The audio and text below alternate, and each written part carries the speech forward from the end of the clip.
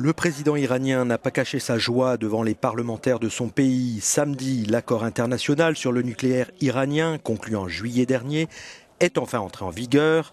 Un accord qui entraîne une levée progressive des sanctions économiques qui frappaient Téhéran depuis 10 ans et qui asphyxiaient son économie. L'Iran était accusé de vouloir se doter de la bombe atomique. Cet accord est une des pages d'or dans l'histoire du pays, a déclaré Hassan Rouhani aux parlementaires iraniens. Durant ces négociations, nous avons réussi à faire reconnaître par les grandes puissances nos droits en matière nucléaire. Tout le monde est heureux avec cet accord, a repris le président iranien, sauf les sionistes, les bellicistes et ceux qui provoquent la division parmi les musulmans ainsi que les radicaux aux États-Unis.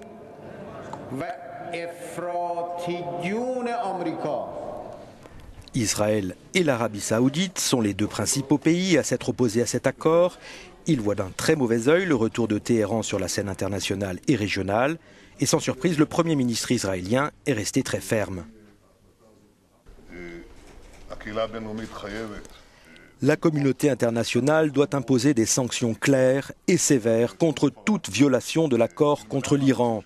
Sans nos efforts visant à empêcher le programme nucléaire iranien, l'Iran aurait pu posséder des armes nucléaires depuis longtemps.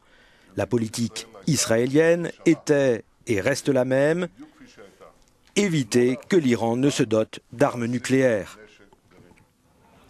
Les sites stratégiques nucléaires comme ici celui de Bushehr, au sud de l'Iran, resteront soumis pour de nombreuses années encore à une surveillance sans faille. C'est ce qu'a rappelé samedi le ministre des Affaires étrangères allemand.